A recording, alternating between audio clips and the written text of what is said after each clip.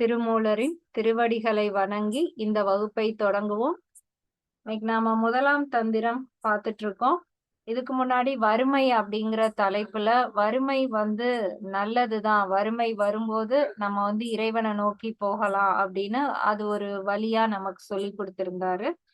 இன்னைக்கு நம்ம பார்க்க போற தலைப்பு அக்கினி காரியம் அப்படின்னு பார்க்க போறோம். அக்கினி காரியம்னா நமக்கு தெரிஞ்சதுதான். இந்த வேள்வி வளர்க்குறாங்க, யாகம் வளர்க்குறாங்க, அந்த ஓமகுண்டம் வளர்க்குறது, இதெல்லாமே நம்ம பார்த்ததுதான். அத பத்தி ஒரு 10 பாடல்கள் வர சொல்லியிருக்காரு. இந்த வேள்வி அப்படிங்கிறதுக்கு என்ன பொருள்னா, அந்த வேள்வியில நம்ம என்ன செய்யறோம், எல்லாத்தையுமே கொடுத்துடுறோம். ஒரு பட்டு சேலை, காசு, சாப்பாடு எல்லாத்தையும் அந்த யாகத்துக்குள்ள நம்ம போடுவோம். சரண்டர் பண்றோம். எல்லா விஷயங்களையும் நாம சரண்டர் பண்றோம். அப்போ ஒரு இத நம்ம குடுக்கறதுக்கு பெயர் தான் வேள்வி. அது எதுலனாலும் குடுக்கலாம். இதுல ஏன் நம்ம குறிப்பிட்டு அத ஒரு அக்கினி வளர்த்து அதுல குடுக்குறோம் அப்படிங்கிறதுக்கான காரணம் என்னன்னா, இந்த பஞ்சபூதங்களை நம்மளால நல்லா உணர முடியும். இப்ப நிலம் எங்க இருக்கு அப்படின்னா, இந்த நிலத்துல தானே நம்ம எல்லாருமே இருக்கோம். நிலத்தை நம்மளால பார்க்க முடியுது, உணர முடியுது. நீர் எங்க இருக்குன்னா அதையும் நம்மளால பார்க்க முடியுது. நீர் எல்லா இடத்துக்கும் போகுது, அதையும் பார்க்க முடியுது. இந்த காற்று எங்க இருக்கு அப்படிங்கிறதையும் நம்மளால பார்க்க முடியுது. நம்ம மேல காத்து படுது, காத்து இல்ல, எல்லாத்தையும் நம்ம பார்க்கிறோம்.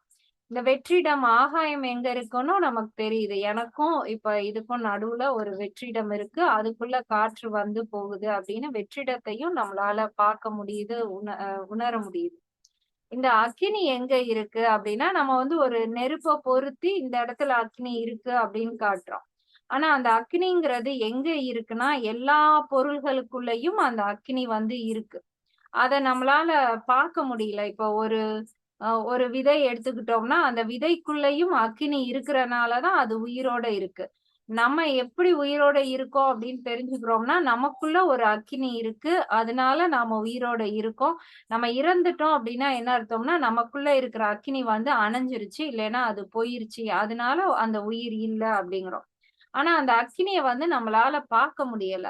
அதுக்காக அந்த பஞ்சபூதங்கள்ல ஒண்ணான அக்கினிய நாம பார்க்கிற விதமா அத நம்ம எரிச்சு, அத ஒரு யாகமா, ஒரு வேள்வியா வளர்த்து நாம அத அத பார்க்கிற மாதிரி. இதே அக்னி தான் எல்லா பொருள்களுக்குள்ளயும் இருக்கு. இந்த அக்னி இருக்கிறனால தான் அது ஒரு பொருளாவே இருக்கு. அப்படிங்கிறத உணர்த்துறதுக்காக தான் அந்த யாகம், வேள்வி எல்லாமே. இப்ப இந்த 10 பாடல்கள்ல திருமூலர் என்ன சொல்ல வர்றாரு அப்படின்னா, முதல் பாடல்ல பொதுவா வேள்வினா என்ன அப்படின்னு சொல்ல வர்றாரு. நமக்கு தெரிஞ்சதை தான் சொல்றாரு. ஒரு 4 குச்சிய வச்சு ஒரு ஒரு இடத்துல எரிச்சு அதுக்கு சில மந்திரங்கள் சொல்லி நாம அந்த இத வளர்க்கிறோம் இல்லையா, அதுதான் வேள்வி அப்படிங்கிற மாதிரி சொல்றாரு. 2வது பாடல்ல இந்த வேள்விய யாரு செய்யலாம், யாரு செய்வாங்க அப்படிங்கிறத சொல்றாரு. யார் செய்வாங்கன்னா, அந்தணர்கள் செய்வாங்க அப்படின்னு சொல்லப் போறாரு. அந்தணர் அப்படின்னா, நம்ம இப்ப இருக்கக்கூடிய காலகட்டத்துல யோசித்தோம்னா, அந்தணர்னா நம்ம பொதுவா பிராமணர்கள்ல தான் அந்தணர்ன்னு சொல்லுவோம். ஏன்னா அவங்க தான் நமக்கு வேள்வி வளர்த்து குடுக்குறாங்க. எல்லா இதுவும் நம்ம வீட்ல கிரகப்பிரவேசம் அப்படின்னா, அந்த யாகம் வளர்க்கறதுக்கு வர்றவங்க எல்லாருமே அந்த பிராமணர்கள். அப்ப அந்தணர்கள்னா பிராமணர்கள்ன்னு நாம இப்ப நினைக்கிறோம். ஆனா திருமூலர் வாழ்ந்த காலகட்டத்துல அப்படி பிராமணர்கள்னு தனியா இருக்க மாட்டாங்க. அந்தணர் அப்படிங்கிறவங்க அந்த கோயில்ல இருக்கக்கூடிய அந்த பூசாரிகள் எல்லாமே அந்தணர் தான். அந்தணர் அப்படிங்கிறதுக்கு பொருள் என்னன்னா, அத சமஸ்கிருத சொல்லாவும் எடுத்துக்கலாம். இல்ல அது தூய தமிழ் சொல் அப்படின்னும் எடுத்துக்கலாம். சமஸ்கிருதம்னு எடுத்துக்கிட்டோம்னா, அந்தர் அப்படின்னா என்ன அர்த்தம்னா உள்ளன்னு அர்த்தம். நம்ம மூச்சு பயிற்சியில சொல்லுவோம் இல்லையா, அந்தர் கும்பக பகீர் கும்பகன்னு. அந்தர் கும்பகன்னா உள்ளுக்குள்ள வச்சு ஹோல்டு பண்றோம். அப்ப அந்தனர் அப்படிங்கிறது, அந்தர் அப்படிங்கிறது உள்ளுக்குள்ள. அப்ப நமக்குள்ள இருக்கக்கூடிய அந்த இறை சக்தியை உணர்ந்தவர்கள் அந்தணர்கள் அப்படிங்கிறது சமஸ்கிருதத்துல இருக்கக்கூடிய பொருள். தமிழ்ல அந்தம் அப்படின்னா என்னன்னா, ஆதியும் அந்தமும்னு சொல்றோம் இல்லையா, முடிவு தான் அந்தம். அப்ப அந்தணர் அப்படிங்கிறது ஒரு முடிவை உணர்ந்தவர்கள். ஒருத்தவங்களால எப்ப முடிவை தெரிஞ்சுக்க முடியும்னா, ஆதிய தெரிஞ்சாதான் முடிவை தெரிஞ்சுக்க முடியும். அப்ப ஆதியும் அந்தமும் உணர்ந்தவர்கள் தான் அந்தணர் அப்படிங்கிறது தமிழ்ல இருக்கக்கூடிய பொருள். அப்ப இரண்டுக்குமே ஒரே அர்த்தம் தான். அவங்க வந்து உள்ள இருக்கக்கூடிய இறைவன், முழு பொருளான இறைவன உணர்ந்தவர்கள் அந்தணர்கள். அவங்க வந்து பிராமணர்களா தான் இருக்கணும்னு அவசியம் இல்ல. எந்த எந்த மதத்திலயோ, எந்த ஜாதியிலயோ இருக்கலாம். உள்ள இருக்கக்கூடிய இறைவன உணர்ந்துட்டாலே அவங்க வந்து அந்தணர்கள். அப்ப அவங்களுடைய குவாலிஃபிகேஷன் அப்படிங்கிறது என்னன்னா, அவங்க அந்த இறைவன உணர்ந்தவங்களாகவும் இருக்கணும். அத மற்றவங்களுக்கு உணர வைக்கிறதுக்கு அவங்க வந்து பயிற்சி குடுக்கக்கூடியவர்களாகவும் இருக்கணும். அவங்க தான் வந்து அந்தணர்கள். அப்ப அவங்க வந்து அந்த ஓதுறாங்க, சில மந்திரங்கள சொல்றாங்க அப்படின்னா, அவங்க உணர்ந்திருக்கணும். அவங்க சொல்றது மூலமா மற்றவங்களையும் உணர செய்யணும். இவங்க தான் வந்து அந்தணர்கள். அப்படி பார்த்தா, இப்ப இருக்கிறவங்கள நம்ம வந்து அவங்கலாம் அந்தணர்களா அப்படிங்கிறது சொல்ல முடியாது. ஏன்னா, எல் எல் யா அந்த அளவுக்கு உணர்ந்து, இறைவன உணர்ந்து தான் அவங்க அந்த யாகத்த வளர்க்குறாங்களா அப்படிங்கிறதெல்லாம் நமக்கு தெரியாது. அவருடைய காலகட்டத்துல அந்தணர் அப்படிங்கிறவங்களுக்கு இதுதான் வந்து விளக்கம். அவங்க எந்த கோயில்ல வேணாலும் இருக்கலாம். அவங்க எப்படி வேணாலும் இருக்கலாம். ஆனா, அவங்க இறைவன உணர்ந்தவங்களா இருப்பாங்க. 3வது வந்து இந்த வேள்விக்கு வந்து அந்த அந்தணர் வளர்க்கக்கூடிய வேள்விக்கு எது வந்து துணை செய்து? ஏன் நம்ம வேள்வி வளர்த்தா என்ன? நமக்கு என்ன துணை செய்யும்? எது துணை செய்யாது? அப்படிங்கிறத வந்து 3வது பாடல்ல வந்து சொல்லியிருக்காரு. அப்ப துணை செய்வது எது அப்படின்னா, அவங்களுக்கு உள்ள இருக்கக்கூடிய ஒரு சக்தி வந்து துணை செய்யுது அப்படிங்கிறத அந்த 3வது பாடல்ல சொல்லியிருக்காரு. அப்ப அடுத்து 4வது பாடல்ல அந்த சக்தி வந்து என்ன அப்படின்னு சொல்றாரு. நம்ம எப்படி வெளியில அந்த வேள்விய பார்த்து நம்ம பயிற்சி பண்றோமோ, அதே பயிற்சி நமக்கு உள்ளேயும் நடக்கும். உள்ளேயும் ஒரு வேள்வி வந்து நடக்கும் அப்படிங்கிறத சிம்பாலிக்கா காட்டுறது தான் வந்து இந்த வேள்வி. வேள்விங்கிறது நம்ம வெளியிலே பார்த்துட்டு இருக்கோம். அதுல வந்து எந்த பிரயோஜனமும் இல்ல. அதே வேள்வி தீய நமக்கு உள்ள நாம வந்து வளர்க்கணும். எப்படி வந்து வெளியில அந்த குச்சி, அந்த சில எரியக்கூடிய அந்த நெய்யி இதெல்லாம் ஊத்தி நாம எரிக்கிறோமோ, அதே மாதிரி நமக்குள்ள இருக்கக்கூடிய சில சக்திகள வச்சு அத எரிக்கணும். எப்படி எல்லாத்தையும் நம்மளுடைய செல்வம், நம்மளுடைய உணவு எல்லாத்தையும் அதுகிட்ட அந்த வேள்வி தீயில போடுறோமோ, அதே மாதிரி நமக்குள்ள வளர்க்கக்கூடிய அந்த வேள்வியில நம்மளுடைய சில குணங்கள், சில வினைகள் அது எல்லாத்தையும் அந்த வேள்வி தீயில வந்து நாம எரிக்கும்போது, அது வந்து நமக்கு அடுத்த நிலைக்கு நம்மள வந்து கொண்டு போகும். அப்போ உள்ள வளர்க்கக்கூடிய வேள்விய பத்தி அவர் சொல்லக்கூடிய பாடல் வந்து 4வது பாடல். அடுத்து 5வது பாடல். இப்படி உள்ள நீ வேள்வி தீ வளர்த்தேன்னா உனக்கு என்ன கிடைக்கும்? அப்படிங்கிறது 5வது பாடல். என்ன கிடைக்கும்னா, வீடு பேறு கிடைக்கும். வீடு பேறுங்கிறது இறைவன போய் அடையக்கூடிய அந்த நிலை. வீடு பேறு கிடைக்கும் அப்படின்னு சொல்றாரு.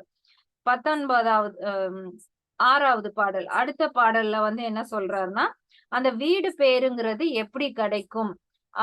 அந்த உள்ள எரியக்கூடிய அந்த அந்த வேள்வி தீ ஆனது நம்மளுடைய வினைகளை எல்லாம் எரிக்கும் அப்படிங்கிற அந்த விளக்கத்த வந்து குடுப்பாரு. எப்படி வீடு பேறு அடைய போறோங்கிறத குடுக்கிறது 6வது பாடலா இருக்கும். அடுத்த பாடல் 7வது பாடல்ல அவர் என்ன சொல்லியிருக்காருன்னா, அந்த விளக்கு வந்து எதையெல்லாம் எரிக்கும்? நம்ம எதையெல்லாம் சரண்டர் பண்றோம், அது எதையெல்லாம் எரிக்கும் அப்படின்னா, நம்ம இதுக்கு முன்னாடி பார்த்தோம் இல்லையா? எல்லா செல்வமும் அழியக்கூடிய செல்வம்னு. அதன் ஃபுல்லா நம்மகிட்ட இருக்கக்கூடிய அந்த அழியக்கூடிய செல்வங்கள் எல்லாத்தையும் அது அழிச்சிரும். அப்புறம் என்ன செய்யும்னா, அழியாத செல்வமான அந்த உண்மை பொருள மட்டும் நமக்கு வந்து காமிச்சு குடுக்கும். அந்த வேள்வி தீ தான் வந்து நமக்கு காமிச்சு குடுக்கும் அப்படின்னு சொல்றாரு.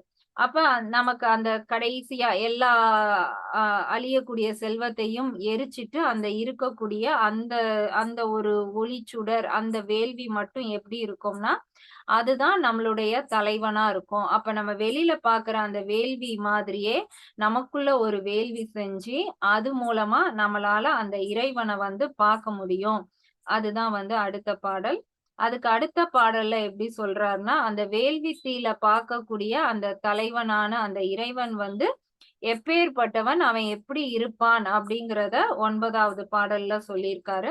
10வது பாடல்ல எல்லாமும் அவன்தான் அப்படிங்கிற மாதிரி முடிச்சிருக்காரு. இதுதான் வந்து இந்த அக்கினி காரியம் அப்படிங்கிற அந்த 10 பாடல்கள்ல வந்து அவர் சொல்லியிருக்காரு. இன்னைக்கு நம்ம ஒரு 5 பாடல்கள் வர பார்க்கலாம். ஆனா 10 பாடல்களுடைய சுருக்கத்தையும் நாம வந்து பார்த்துட்டோம். வெளியில எரியக்கூடிய அதே வேள்விய நமக்கு உள்ள வந்து வளர்க்கணும். அதுக்கு வந்து நம்ம பயிற்சி பண்ணணும். அத நமக்கு சொல்லிக் கொடுக்கிற விதமா தான் இந்த அக்னி காரியம் அப்படிங்கிற தலைப்பை வந்து கொடுத்திருக்காரு. இப்ப அதுல முதல் பாடல் பார்க்கலாம். இது வந்து இப்ப ஒவ்வொரு புக்லயும் அவங்க ஒவ்வொரு விதமான அர்த்தத்துல கொடுத்திருக்காங்க. எல்லா அர்த்தமுமே சரியா தான் இருக்கு. ஆனா எனக்கு சில இது வந்து எனக்கு சரியா இருக்கு, ரொம்ப சரியா இருக்கு அப்படின்னு தோன்றத நான் வந்து விளக்கமா சொல்றேன்.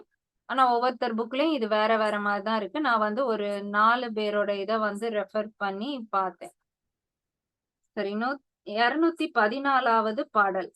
வசையில் விழுப்பொருள் வானும் நிலனும் திசையும் திசைபெறு தேவர் குழாமும் விசையும் பெருகிய வேதம் முதலாம் அசைவு இல்லா அந்தணர் ஆகுதி வேட்கிலே. இந்த வேள்வி அப்படிங்கிறது என்ன செய்யும் அப்படின்னு சொல்லியிருக்காரு. வசையில் அப்படின்னா வசை அப்படிங்கிறது குற்றம், இல் அப்படின்னா இல்லாத, அப்ப குற்றம் இல்லாத, விழுப்பொருள் வானும் நிலமும். விழுப்பொருள் அப்படிங்கிறது மேலான ஒரு பொருள், எந்த குற்றமும் இல்லாத ஒரு மேலான பொருள். வானும் நிலனும், அது வந்து வானத்துல இருக்கிறவங்க கிட்டயும் இருக்கு. வானத்தில் இருப்பவர்கள்னா அந்த தேவர்கள், கடவுள்கள் அப்படிங்கிற அர்த்தத்துல சொல்றாரு. நிலனும் அப்படிங்கிறது நிலத்தில் வாழ்பவர்கள், நம்ம எல்லாருமே நிலத்துல இருக்கிறவங்க, நம்மளையும் சொல்றாரு. திசையும் திசை பேரு தேவர் குலாமும். இந்த திசை பேருங்கிறது அந்த 8 திக்கிலும் எல்லா திசையிலும் இருப்பவர்கள். அப்ப வந்து ஒட்டு மொத்தமா மேலுலகம் கீழுலகம் எல்லா இடத்துலயும் இருப்பவர்கள், வாழ்பவர்கள். விசையும் பெருகிய வேதம் முதலாம். ஆஹ் அவங்களுக்கு இந்த மிகப்பெரிய முதலான பொருள் வந்து வேதம் அப்படின்னு சொல்றாரு. வேதம் அப்படிங்கிறது நம்ம ஏற்கனவே பார்த்தோம் இல்லையா? அது வந்து ஒரு ஒரு சவுண்ட் மூலமா வரக்கூடிய ஒரு அறிவு, அதுதான் வந்து வேதம்.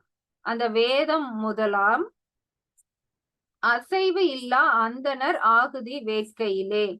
அந்த அந்த வேதமோட அந்த அந்த ஒரு மந்திரத்தோட அசைவு இல்லா அந்தணர்கள் அப்படிங்கிறது அந்த வேள்வி தீய வளர்க்கக்கூடிய அவர்கள் அந்தணர்கள் ஆகுதி வேட்கையிலே வேட்கிலே. அந்த அந்தணர்கள் செய்யக்கூடிய அந்த வேள்வியிலே இவங்க எல்லாரும் நன்மை அடைவார்கள்.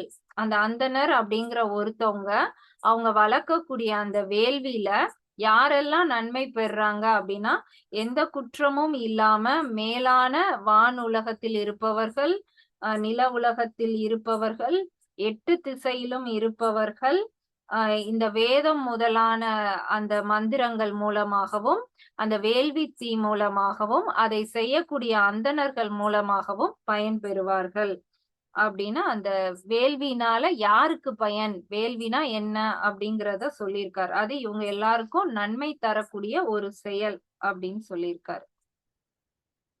215வது பாடல்.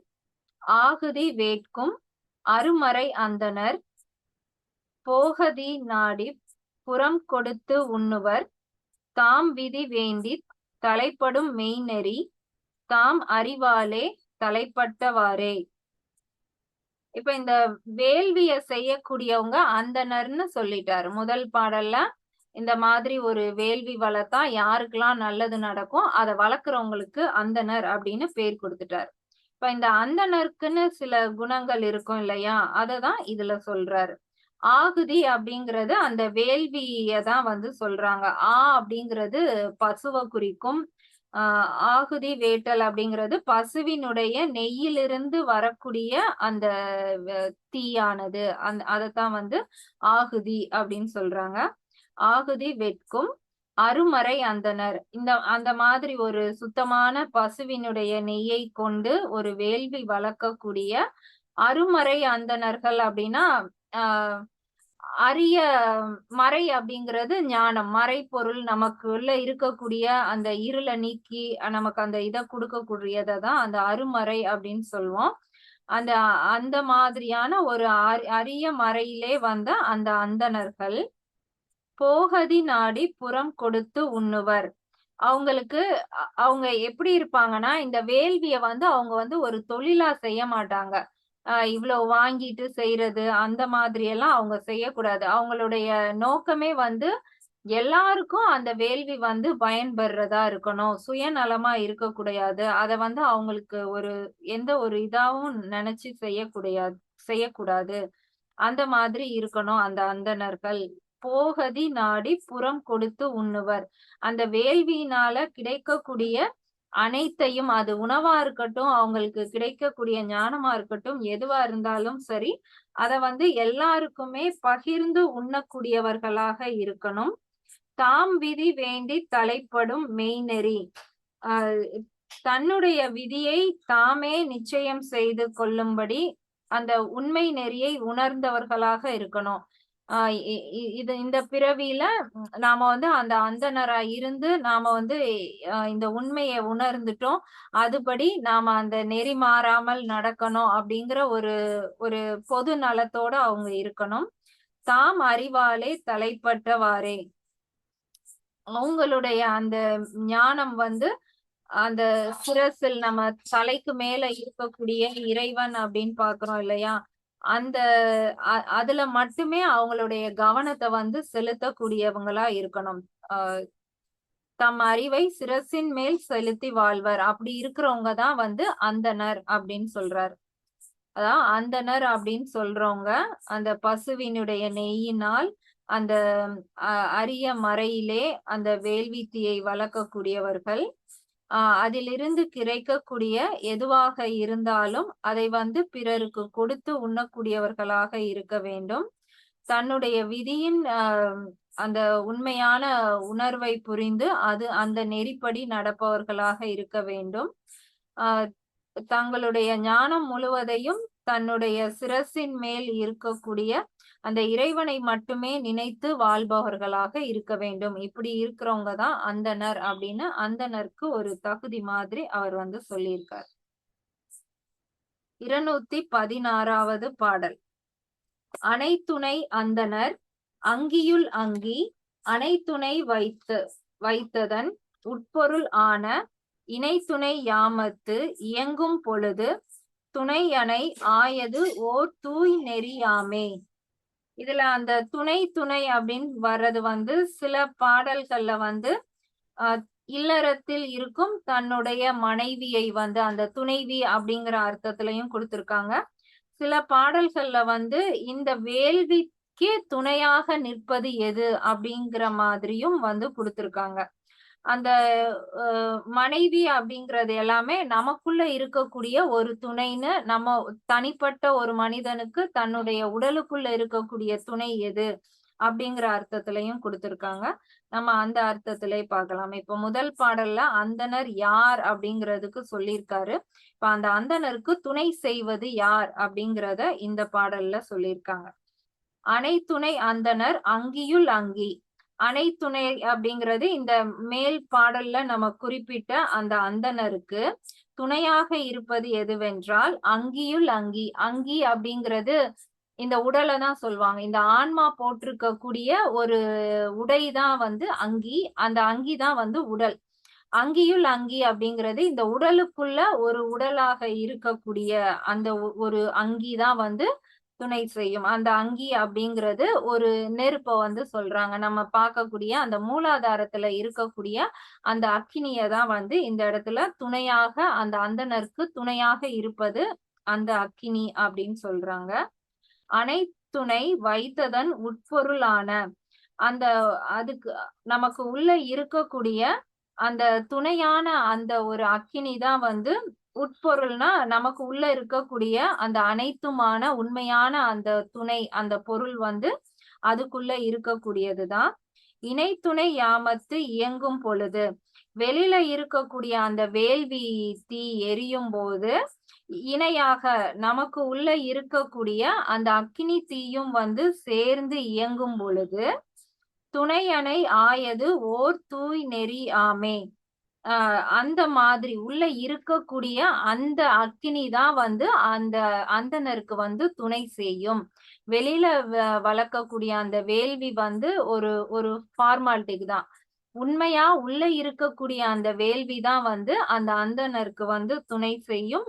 அதுதான் வந்து ஒரு தூய நெறியாகவும் நமக்கு வந்து இருக்கும் அப்படிங்கிறது சில பாடல்கள், சில புக்ல இந்த மாதிரி அர்த்தத்துல வந்து கொடுத்திருக்காங்க. என்ன சொல்லியிருக்காரு, இந்த அந்தணருக்கு அனைத்து விதத்திலும் துணையாக இருப்பது எதுவென்றால் நம்ம உடலுக்குள்ள இருக்கக்கூடிய அந்த அக்கினி தான் துணையாக இருக்கிறது. அந்த துணை எப்படி இருக்குன்னா அனைத்துமான உண்மையான உட்பொருளாக நமக்குள்ள இருக்கிறது. வெளியில் இருக்கக்கூடிய அந்த துணை, அந்த வேள்விக்கு இணையாக நமக்குள்ள இருக்கக்கூடிய அந்த அக்கினி துணை செய்கிறது. அந்த துணையான அக்கினி தான் நமக்கு அந்த தூய நெறியையும் விளங்க செய்கிறது அப்படின்னு, நமக்குள்ள இருக்கக்கூடிய அந்த குண்டலினி சக்தி தான் மிகப்பெரிய துணை அப்படின்னு சொல்லியிருக்காரு. அடுத்து 217வது பாடல். போது 2 ஓதி புரிந்து அருள் செய்திட்டு மாது 2 ஆகி மகிழ்ந்து உடனே நிற்கும் தாது 2 ஆகிய தன்னம் பறவைகள் வேது 2 ஆகி வெறிக்கின்றவாறே. இப்ப இந்த பாடலுக்கும் வந்து ஒவ்வொரு பாடல்கள்லையும் ஒவ்வொரு அர்த்தங்கள்ல வந்து இருந்தது. இப்ப இதுல போது 2 அப்படிங்கிறது வந்து ஆஹ் ஆண் பெண் சேர்க்கை அப்படிங்கிற மாதிரியும் ஒரு அர்த்தம் இருந்துச்சு. இல்லைன்னா காலை பொழுது மாலை பொழுது அந்த மாதிரி 2 பொழுது அந்த மாதிரி ஒவ்வொரு விதமான அர்த்தங்கள்ல இருந்தது. இப்ப இந்த பாடல்ல வந்து என்ன சொல்றாருன்னா, உள்ள ஒரு வேள்வி நடக்குது அப்படின்னு சொல்லிட்டாரு இல்லையா? அந்த வேள்வி எப்படி இருக்கும் அப்படிங்கறதுதான். இனி வர பாடல்கள் எல்லாமே வேள்வினா என்ன, வேள்வி எப்படி இருக்கும்னு அவர் திரும்ப திரும்ப சொல்றது எல்லாமே நமக்குள்ள நடக்கக்கூடிய வேள்வியை தான் சொல்றாரு. வெளியில நடக்கக்கூடிய வேள்வியை பத்தி சொல்லலாம். அப்ப இதுல போது 2 ஓதி புரிந்து அருள் செய்துட்டு நமக்கு உள்ள இருக்கக்கூடிய 2 விதமான ஒரு சக்தி வந்து நம்ம சொல்லக்கூடிய அந்த வேதங்கள் மூலமா அது புரிந்து நமக்கு வந்து ஒரு அருள் செய்யுது. அந்த 2 என்ன அப்படின்னா, நமக்கு மூலாதாரத்துல ஒரு அக்கினி இருக்கு, அதே மாதிரி நம்மளுடைய புருவ மத்தியில ஒரு அக்கினி இருக்கு. இந்த 2 விதமான அக்கினி வந்து நமக்கு உள்ள இருக்கு. ஆனா அது 2ம் வந்து தனித்தனியா இருக்கு. மாது 2 ஆகி மகிழ்ந்து உடனே நிற்கும். இந்த 2ம் வந்து இந்த இந்த அக்கினிய வந்து பெண் சக்தியா தான் வந்து அவங்க கற்பனை பண்றாங்க. ஏன்னா ஆண் அப்படிங்கிற அந்த சிவனுடைய சக்தி எப்படி இருக்கும்னா, அது சிவனேன்னு தான் இருக்கும், அமைதியா தான் இருக்கும். இந்த சக்தி பெண்ணுங்கிற அந்த சக்தி தான் எப்படி இருக்கும்னா ரொம்ப பவர்ஃபுல்லா, ஆட்டமா ஆடுறது எல்லாமே வந்து சக்தி தான். சிவனேன்னு இருக்கிறது தான் சிவன். அப்ப அந்த மாது 2ன்னு சொல்றது இந்த 2 விதமான அந்த சக்திகள் ஆகி மகிழ்ந்து உடனே நிற்கும்.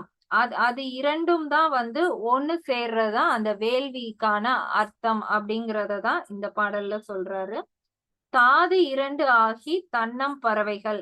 இதுல தாது 2 அப்படிங்கிறது, தாதுனா நம்ம பொதுவா உப்பு சொல்லுவோம் இல்லையா, தாது உப்பு அப்படிங்கிறது. அந்த ஒரு வகையான தாது, 2 தாது இருக்கு. அந்த 2 தாது என்னன்னா சுக்கிலம், ஸ்ரோனிதம். சுக்கிலம்ங்கிறது ஆணினுடைய விந்து சுக்கிலம், ஸ்ரோனிதம் அப்படிங்கிறது அந்த பெண்ணினுடைய கருமுட்டை. இந்த மாதிரி 2 விதமான தாதுக்கள் வந்து இருக்கு. ஆகிய தன்னம் பறவைகள். இந்த இடத்துல அவரு பறவைகள் அப்படின்னு சொல்றது இடது நாடி வலது நாடி, இடக்கலை பிங்கலை, அந்த 2 தான் வந்து பறவைகள் அப்படின்னு சொல்லியிருக்காரு. வேது 2 ஆகி வெறிக்கின்றவாறே. இந்த இந்த 2ம் வந்து தனித்தனியா இருக்கு. 2 நாடிகளாகவும் தனித்தனியா இருக்கு. அந்த 2மே வந்து ஒண்ணு சேரும் போதுதான் அந்த அந்த வேள்விங்கிறது அப்பதான் வந்து நடக்கும் அப்படிங்கிறத சொல்றாரு.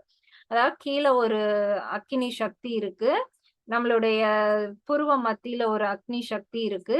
இந்த 2 சக்தியும் பெண் சக்தி தனித்தனியா இருக்கு. இந்த 2 சக்திகளும் ஒன்று இணையும் போது அதுதான் வந்து அந்த கடைசி அந்த வேள்வியினுடைய முழு பலனா இருக்கும். அதுக்கு எது துணை செய்யுதுன்னா 2 நாசி, 2மே வந்து வெவ்வேறு தன்மை, ஆண் பெண் தன்மை கொண்ட வெவ்வேறு தன்மையாக இருக்கு. அது ரெண்டும் வந்து ஒண்ணு சேரும் போது கீழே இருக்கக்கூடிய அந்த அக்கினி மேல போய் இணையக்கூடிய அந்த தன்மை இருக்கும். அதுதான் வந்து அந்த வேள்வி எழுப்புறது. கீழே இருக்கக்கூடிய அக்கினிய நம்ம கொஞ்சம் கொஞ்சமா மேல எழுப்பி கொண்டு போகும்போது மேல இருக்க அந்த சக்தியோட இணையும் போதுதான் வந்து அந்த வேள்வி வந்து முழுமை பெறுது. அதுக்கு நம்மளுடைய சுவாச பயிற்சி, அந்த சுவாசம் தான் வந்து காரணமாகவும் இருக்கு அப்படின்னு அந்த வெளிய நடக்கக்கூடிய வேள்வி மாதிரி நமக்குள்ள நடக்கக்கூடிய வேள்விங்கிறது எப்படி இருக்கும் அப்படின்னு வந்து சொல்லியிருக்காரு. இதுவரை 4 பாடல்கள் பார்த்திருக்கோம். இன்னும் ஒரு பாடல் வந்து பார்க்கலாம். 218வது பாடல்.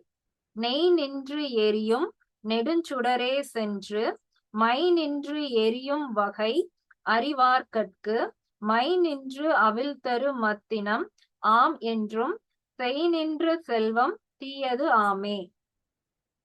இதுலயும் இந்த பாடலுடைய விளக்கமா தான் கொடுத்திருக்காரு. 2 அக்கினி வந்து போய் ஒண்ணு சேருது அப்படின்னு சொல்லியிருக்காரு இல்லையா? இப்ப இந்த பாடல்ல வந்து அது என்ன செய்யும் அப்படிங்கிற மாதிரி சொல்லியிருக்காரு. நெய் நின்று எரியும் நெடுஞ்சுடரே, ஒரு நெய்ய வந்து நம்ம ஒரு விளக்கு எரியும் போது அதை விட்டோம் அப்படின்னா அந்த அணையக்கூடிய ஒரு நெருப்பு கூட அந்த நெய்யில வந்து அப்படியே இன்னும் கொஞ்சம் நல்லா எரிஞ்சு ரொம்ப நேரம் இருக்கும் இல்லையா? அதுதான் வந்து நெடுஞ்சுடர். அது சென்று அந்த கீழ நம்மளுடைய மூலாதாரத்துல நம்ம வந்து ஒரு நெய்ய விட்டு அங்க இருக்கக்கூடிய நம்ம அந்த அக்கினிய வந்து நம்ம எரியறதுக்கு முயற்சி பண்ணோம்னா அது அப்படியே மேல போகும். சென்று மை நின்று எரியும் வகை அறிவார்கட்கு. அந்த கீழ இருந்து போய் எங்க போய் எரியும்னா அந்த மை நின்று அப்படிங்கிறது அந்த புருவ மத்தியில இருக்கக்கூடிய அந்த இடத்துல நின்னு அது வந்து எரியும் போது இது வந்து எல்லாருக்கும் சாத்தியம் கிடையாது. அந்த அந்த வித்தைய அறிஞ்சு அதுபடி போறவங்களுக்கு அந்த அறிவார்கட்கு கீழ இருக்கக்கூடிய அக்கினிய மேல கொண்டு போய் எரிய வைக்க முடியும். மை நின்று அவிழ்தரு மத்தினம் ஆம் என்றும். அந்த மாதிரி மேல போய் நாம எரிய வைக்கக்கூடிய அந்த அக்கினி என்ன செய்யுமா?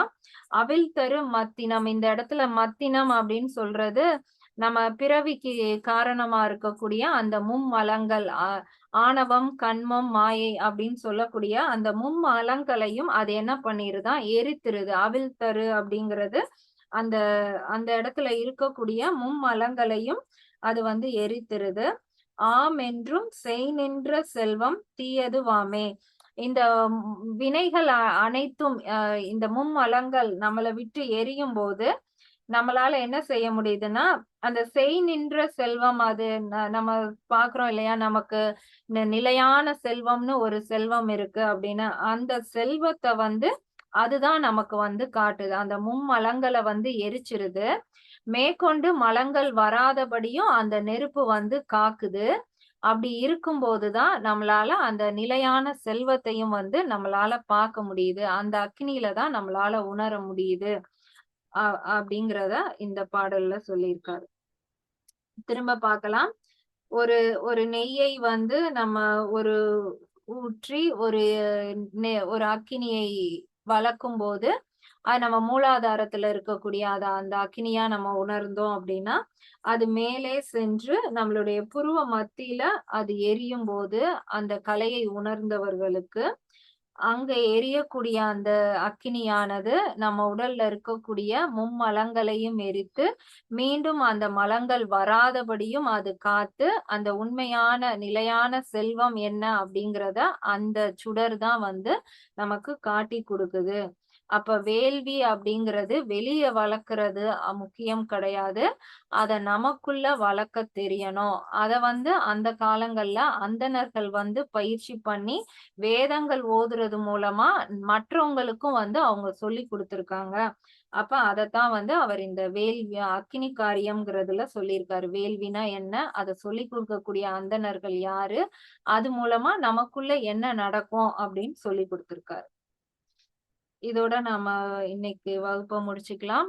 அடுத்த 5 பாடல்களை அடுத்த கிளாஸ்ல நாம பார்க்கலாம். இப்ப இதுல எதுவும் சந்தேகம் இருந்தா கேட்டுக்கலாம்.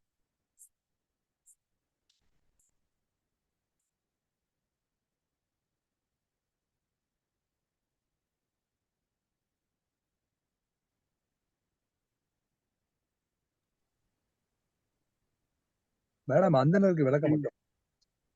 அந்தணர்களுக்கு விளக்கமா சார்? ம்.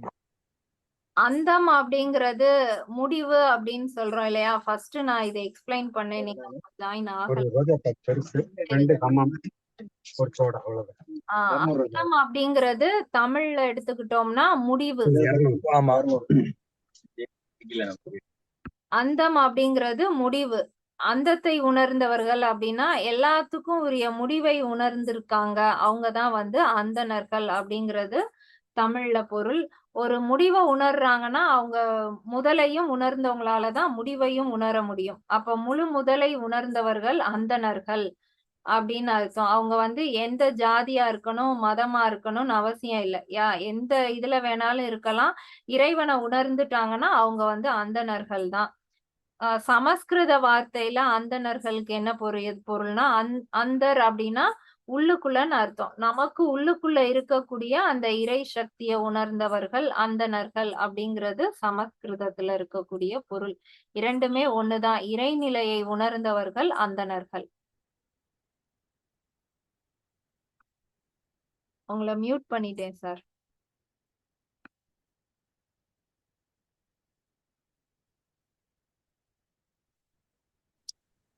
அப்ப அவர் சொல்றபடி பார்த்தோம்னா மேடம், யாருனாலும் அந்தனர் ஆகலாம், அப்படிதான்? ஆமா, யாருனாலும் அந்தணர்கள் ஆகலாம். 63 நாயன்மார்கள் கதைகள்லே வரும் இல்லையா? எல்லா ஜாதியில இருக்கிறவங்களுடைய கதையும் அதுல வந்துரும். இறைவனை உணர்ந்தவங்க ஓகே மேம். எல்லாருமே அந்தணர்கள். யாக்கா சொல்லுக்கா. இந்த அந்தர்யாமின்னு ஒரு வேர்டு கேள்விப்பட்டிருக்கேன். அதோட மீனிங் ஒண்ணு வேணும். அப்புறம் வந்து அந்த அங்கியுள் அங்கி அப்படி சொன்னீங்கல்ல, அந்த அது எனக்கு புரியல. இன்னொரு வாட்டி அதை எக்ஸ்பிளைன் பண்ணுங்க. அங்கிங்கிறதுக்கு ட்ரெஸ்ஸுங்கிற ஒரு அர்த்தமும் இருக்கு, அக்னிங்கிறதுக்கும் ஒரு அர்த்தம் இருக்கு. இப்ப இந்த ஆன்மாக்குரிய ட்ரெஸ் தான் இந்த உடல். இந்த ஆன்மா வந்து இந்த பிறவில இந்த பிரியாங்கிற ஒரு உடல் எடுத்திருக்கு, போன பிறவில நாய்ங்கிற ஒரு உடல் எடுத்திருக்கலாம். இது வந்து ட்ரெஸ் மாதிரி ஒவ்வொரு பிறவிக்கும் நம்ம ஒவ்வொரு ட்ரெஸ் மாத்திக்கிட்டே இருக்கோம். நம்ம இது பார்த்தோம் இல்லையா, காலங்கிநாதர்.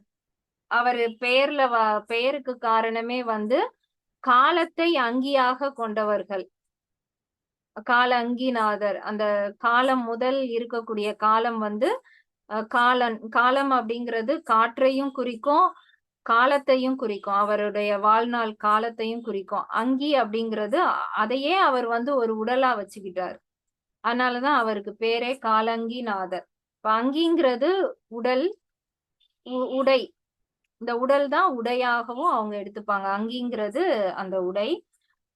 அங்கியுள் அங்கினா இந்த உடலுக்கு உள்ள இருக்கக்கூடிய ஒரு அங்கி அப்படிங்கிறது அந்த மூலாதாரத்துல இருக்கக்கூடிய அக்கினி. அங்கிங்கிறது அந்த நெருப்புன்னு ஒரு மீனிங் இருக்குன்னு சொன்னீங்கல்ல. சோ இப்போ நம்ம அதை பிரிச்சு எடுத்துக்கணுமா? ஃபர்ஸ்ட் அங்கி உள் அங்கின்னா அப்போ இந்த பாடி உள்ள இருக்கிற அந்த ஹீட் அப்படி எடுத்துக்கணுமா? ஒவ்வொரு புக்ல ஒவ்வொரு மாதிரி அர்த்தம் வந்து இருக்கு. நான் இதுவரை பார்த்ததுல இந்த அக்னி காரியம் தான் வந்து பலரும் பலவிதமான விளக்க உரை வந்து கொடுத்திருக்காங்க. அப்ப நம்ம இந்த விளக்கு பொருத்துறது, அப்புறம் தீபம் காட்டுறது, கற்பூரம் காட்டுறது, இது எல்லாமே உள்ள செய்ய வேண்டிய வேள்வியோட ரிமைண்டர் மாதிரிதான். ஆமா ஆமா, கோயில்ல நம்ம பாக்குற வழிபாட்டு முறைகள் எல்லாமே அத நமக்குள்ள செய்யணும். இந்த உடல் தானே கோவில், அப்ப நம்ம உள்ள என்ன ட்ரீட் பண்ணணும் அப்படிங்கறத நமக்கு கோயில்ல சொல்லி கொடுக்குறாங்க. அத நம்ம உள்ள செய்யணும். அப்ப இந்த அபிஷேகம் பண்றாங்க மேடம். என்ன சார்? மேடம் இந்த அபிஷேகம் தான் பண்றாங்கல்ல கோவில்ல. ஆமா, இந்த பாலாபிஷேகம், ஒவ்வொரு அபிஷேகம். ஆமா, அது நம்ம தலைக்குள்ள நம்ம இருந்து பார்த்தோம் இல்லையா, ஒரு அமிர்தம் வந்து சுரக்கும் அப்படிங்கிறது. அதுதான் வந்து மேல இருந்து அப்படியே கொஞ்சம் கொஞ்சமா வடிஞ்சி வரும். நமக்குள்ள இருக்க இறைவன் வந்து அந்த சிவலிங்கம் மாதிரி தான் நம்மளுடைய அநாகத சக்கரத்துல இருக்காரு. அப்படின்னா அந்த பால் எப்படி மேல கோயில்ல நம்ம பாக்குறோம் இல்லையா, அது மாதிரி நம்ம தலைக்குள்ள இருந்து அந்த அமிர்தம் வந்து சுரக்கும். அது அப்படியே அந்த பால் எப்படி வடிஞ்சு போகுதோ அது மாதிரி வந்து போகும். நம்ம சக்கரங்கள் பாக்குறோம் இல்லையா? ஒவ்வொரு சக்கரங்கள் ஒவ்வொரு நிறத்துல இருக்கும். அந்த சக்கரங்கள் இருக்கக்கூடிய அதே இடத்துல நம்மளுடைய உடல்ல வந்து சில சுரப்பிகள் இருக்கும். அப்ப அந்த ஒவ்வொரு சுரப்பியும் வந்து அந்த அபிஷேகம் பண்ற இது மாதிரி தான். ஒவ்வொரு நிறத்துல அது வந்து அந்த அந்த ஹார்மோன வந்து சுரக்கும். நம்ம கோயில்ல அப்படியே சந்தன அபிஷேகம்னா அப்படியே அந்த சந்தனம் வடிஞ்சு வருது இல்லையா? அதே மாதிரி தான் அந்த மஞ்சள் நிறத்துல இருக்கக்கூடிய அந்த சக்கரத்துல இருக்கக்கூடிய அந்த சுரப்பி வந்து அந்த ஹார்மோன வந்து சுரக்கும். அதே மாதிரி வரும். இப்போ நம்ம சில இது பார்த்திருக்கோம் இல்லையா? இந்த காயில் மாதிரி இப்படியே சுத்திக்கிட்டே இருக்கும். நம்ம அதையே பார்த்துக்கிட்டே இருந்தோம்னா, கொஞ்ச நேரத்துல நமக்கு அப்படியே சுத்துற மாதிரி ஒரு ஃபீல் இருக்கும். இந்த பெண்டுலம் இப்படியே ஆடிக்கிட்டே இருக்கும்.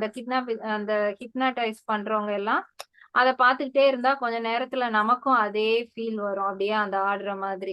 அதுதான் அந்த அபிஷேகம். ஒரு 1/2 மணி நேரம் உட்கார்ந்து அப்படியே ஒவ்வொரு நிறமா அந்த அந்த இது வந்து வடியிறத நம்ம அப்படியே பார்த்துக்கிட்டே இருந்தோம்னா, நம்மள அறியாமலே உள்ள அப்படியே ஒவ்வொரு ஹார்மோனும் அந்த ஒவ்வொரு வித சுரப்பிகளோட அப்படியே ஒண்ணு போல சுரக்க ஆரம்பிக்கும். அது ஒரு விதமான பிராக்டிஸ் தான். வெளியில என்ன பார்க்குறோமோ, அத அப்படியே நம்ம உள்ள நமக்கு நடக்கிற மாதிரி ஒரு ஒரு இது வரும். இப்பதான் வந்து நம்ம இஷ்டத்துக்கு பலவிதமான அபிஷேகங்கள் வந்து பண்றோம். அந்த காலத்துல வந்து அப்படிலாம் இருக்காது.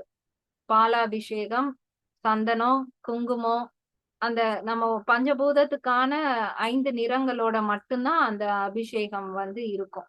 இப்ப நம்ம என்னென்னமோ அபிஷேகம் வந்து பண்ண ஆரம்பிச்சிட்டோம். அப்ப பால் அபிஷேகம் ரொம்ப விசேஷம், கண்டிப்பா பார்க்கணும் அப்படின்னு சொல்றாங்கல்ல, அது எந்த சக்கரத்தோட கனெக்டடு? அதுதான் நமக்கு தலையில இருக்கு இல்லையா? நம்ம இருந்து பாக்குறோம்ல, அந்த அமிர்தம் சுரக்கும் அப்படின்னு. அந்த நம்ம தலைக்குள்ள இருக்கக்கூடிய அந்த பிந்து சக்கரத்துல இருந்து அந்த சிவபெருமானுக்கு கங்கை வடியுது இல்லையா? அதுதான் வந்து அந்த பால். தூய்மையான அந்த பால். அது நமக்கு உள்ள வந்து வரணும். அதுதான் இருக்கிறதுலே ரொம்ப விசேஷம். அதான் கடைசி சக்கரமா அதுல இருந்து சுரக்க வைக்கணும். ஆனா ஆர்டர் எல்லாம் மாத்தி மாத்தி பண்ணுவாங்க. நீங்க சொன்னீங்க சக்கரா வயசு ஆர்டர் எல்லாம் பண்றாங்களான்னு பார்த்தா இல்ல. ஆர்டர் வேற மாதிரி இருக்கு. சோ அது எப்படி ரிலேட் பண்ணிக்கிறதுன்னு தெரியல. குங்குமம், சந்தனம் எப்படி வரும்? நான் கோயிலுக்கு போனதில்ல, அபிஷேகமும் பார்த்தது. அது மாப்பொடி, மஞ்சப்பொடி, அபிஷேக பொடி, பால், தயிர், தேனு, அப்புறம் விபூதி, சந்தனம், பன்னீர். இது பேசிக். இதுக்கு இடையில வந்து பஞ்சாமிர்தம், இளநீர் இதெல்லாம் வேணும்னா ஆட் பண்ணிக்குவாங்க. ஸோ பேசிக் இது. பால் இடையில வருது, அதான் எனக்கு தெரியல. சரி, பாலுக்கு அப்புறம் தயிர், ஏன்னா தயிர் ஊத்திட்டு அப்புறம் பால் ஊற்றினா திறந்துருங்கிறதுக்காக வேணா அப்படிக்கலாம், ப்ராக்டிக்கலா பண்ணிருக்கலாம். பட் அது சக்கராவோட கனெக்ட் பண்ணி ரிலேட் பண்ணியிருந்தாங்கன்னா இப்படி இந்த ஆர்டர் இருக்காதே, வேற ஏதாவது ஆர்டர் இருக்கான்ட்டு கேட்டு பார்க்கணும். அதான் நம்ம நிறைய மாத்திட்டோம். இப்ப இந்த சொர்ண அபிஷேகம் அது இதுன்னு என்னென்னமோ கொண்டு வந்துட்டோம். ஆனா 5 பஞ்சபூதங்களுக்கான 5 நிறத்துல 5 அபிஷேகங்கள் தான் பண்ணுவாங்க. நிறைய பேர் இந்த கேள்வி கேட்பாங்க. ரோட்ல நிறைய பேர் பிச்சை எடுத்துட்டு இருக்காங்க, நிறைய பேர் சாப்பாடு இல்லாம இருக்காங்க, இவங்க எல்லாம் குடமா கொண்டு போய் பால் கொட்டுறாங்க, இதை கொட்டுறாங்க, அதை கொட்டுறாங்க, அன்னம் இது பண்றாங்க எல்லாம் அப்படி சொல்லுவாங்கல்ல. அதுக்கு எனக்கு எப்பயுமே ஒரு ஆன்சரே இருந்தது இல்ல. அந்த காலத்துல அப்படிலாம் அன்ன அபிஷேகம் எல்லாம் பண்ணிருக்க மாட்டாங்க. இல்ல, பால், சந்தனம் இது எல்லாமே கொண்டு போய் அங்க ஊத்துறோம், அபிஷேகம் நிறைய பண்றோம்ல.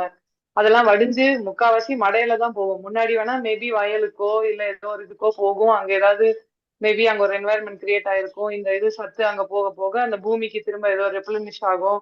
அப்படி ஏதாவது ஒரு கான்செப்ட் இருந்தா பரவாயில்ல. இப்பயும் வந்து பாத்தீங்கன்னா ஊத்துனா அது அங்க போய் அடைச்சு நின்னு அது ஸ்மெல் அடிக்குது, இல்ல அப்படிதான் இருக்கு. சோ எதுக்கு இதை ஊத்தி வேஸ்ட் பண்றாங்க? ஒருவேளை இதை மாத்தணுமா, இல்ல அது என்னன்னு இதை பத்தி யாராவது நான் ஹிந்துஸ் யாராவது கேள்வி கேட்டாங்கன்னா இதுக்கு என்ன பதில் சொல்றதுன்னே புரியல. கான்செப்ட் வைஸாகவும் சொல்ல முடியல, தியரிட்டிக்கலாவும் பிராக்டிக்கலாவும் எதுவுமே பதிலே சொல்ல முடியல. அதை பாதுகாக்கிறதுக்கு மேடம், அது நம்ம சிலை இதெல்லாம் பாதுகாக்கிறதுக்கு அது சத்குரு அதுதான் சொல்லியிருக்காரு.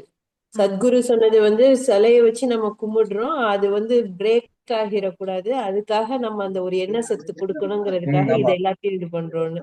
அது ஒரு ரீசன். இன்னொரு ரீசன் வந்து என்னென்னலாம் அபிஷேகத்துக்கு நாங்க யூஸ் பண்றோமோ அந்த திங்ஸ் எல்லாமே எங்களுக்கும் அது பயனுள்ளதா இருக்கும் அப்படிங்கறது உணர்த்துறதுக்காக அந்த பொருட்களை வச்சு அபிஷேகம் பண்றோம்னு சொல்லியிருக்காரு.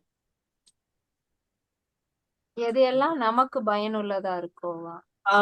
அதாவது நம்மளுடைய ஹெல்த்துக்கு எது எது இம்பார்ட்டன்ட்டோ அதை எல்லாமே அவங்க அங்க வந்து அபிஷேகமா பண்ணி காமிக்கிறாங்க. சோ நம்ம இப்ப அபிஷேகத்துக்குன்னு ஒரு கோயிலுக்கு போறோம் அப்படின்னு சொன்னா நம்ம சில திங்ஸ் எல்லாம் வாங்கிட்டு போவோம்ல, பால் தயிர். அப்ப நம்ம என்ன செய்வோம், அங்க வாங்குற நேரம் நம்ம வீட்டுக்கும் சேர்த்து தானே அதை வாங்குவோம். எல்லாத்தையும் அப்படியே வாங்கி கொண்டு போய் கொடுத்துட மாட்டோம்ல. சில பொருட்கள் வந்து நம்ம வீட்டுக்கும் அதை யூஸ் பண்ணுவோம்ல. சோ எது எது யூஸ்ஃபுல்லானது அதெல்லாம் நமக்கு காமிக்கிறதுன்னு சொல்லியிருக்காரு. சார் சில பேர்லாம் வந்து ரொம்ப கஷ்டப்படுறவங்க எல்லாம் இருப்பாங்க. அவங்க கடன் வாங்கியாச்சு இல்ல இருக்கிற காசை வச்சு சாமிக்கு கொடுக்கணும், 2 கற்பூரமாவது கொளுத்தி வைக்கணும் அப்படின்னு கொண்டாந்து அங்க குடுக்கறவங்க நிறைய பேர் இருப்பாங்க. தான் பிள்ளை பசின்னு சொல்லிட்டு இருந்தாலுமே எதுவும் வாங்கி கொடுக்க முடியாத நிலைமையிலயோ இல்ல வெளியே நின்று மத்தவங்கள்ட்ட இல்ல அந்த பிரசாதத்தை வாங்கி சாப்பிடவோ அந்த மாதிரி சுச்சுவேஷன்லயுமே வந்து இத பண்றாங்க. சோ அது ஏன் அப்படி செய்யணும்? அதுக்கு பேசாம அதை யூஸ் பண்ணி சாப்பாடு கொடுத்துடலாம்ல அப்படிங்கிற மாதிரி ஒரு டவுட் வருது. நீங்க சொல்றதுதான் ஒத்துக்கிறேன். லைக் நமக்கு எது முக்கியமோ அதைத்தான் அங்க நம்ம அபிஷேகமா பாக்குறோம் அப்படின்னு சொல்ல ஓகே. பட் அதுக்கு ஒரு லிமிட் இல்ல அதுக்கு ஒரு ஏதாவது ஒரு மீனிங் இருக்கணும்ல. அது ஒண்ணுமே இல்லாம ஒரு சில கோயில்ல பார்த்தா ஒரு டெய்லி பூஜை கூட பண்ண முடியாம ஒரு ஊதுபத்தி கூட கொளுத்தி வைக்க முடியாத அளவுக்கு ஒண்ணுமே இல்லாம சில கோயில்கள்லாம் இருக்கு. நம்ம ஊர்லயே நம்ம தெருக்கள்லயோ இல்ல பக்கத்து தெருக்கள்லயோ அந்த மாதிரி பராமரிப்பு இல்லாத கோயில்கள் நிறைய இருக்கு. அப்போ எங்க குடுக்கணுமோ இல்ல எதெல்லாம் செழிக்க வைக்கணுமோ அதை பண்ணாம ஒரே இடத்துல கொண்டு போய் எல்லாத்தையும் குமிச்சு அந்த இடத்துல அது வேஸ்டா தான் போகிற மாதிரி இருக்கும்போது அதோட மீனிங் என்ன, இல்ல அதுக்கு அது அப்படிதான் பண்ணணுமா அப்படிங்கிற ஒரு டவுட் வருது.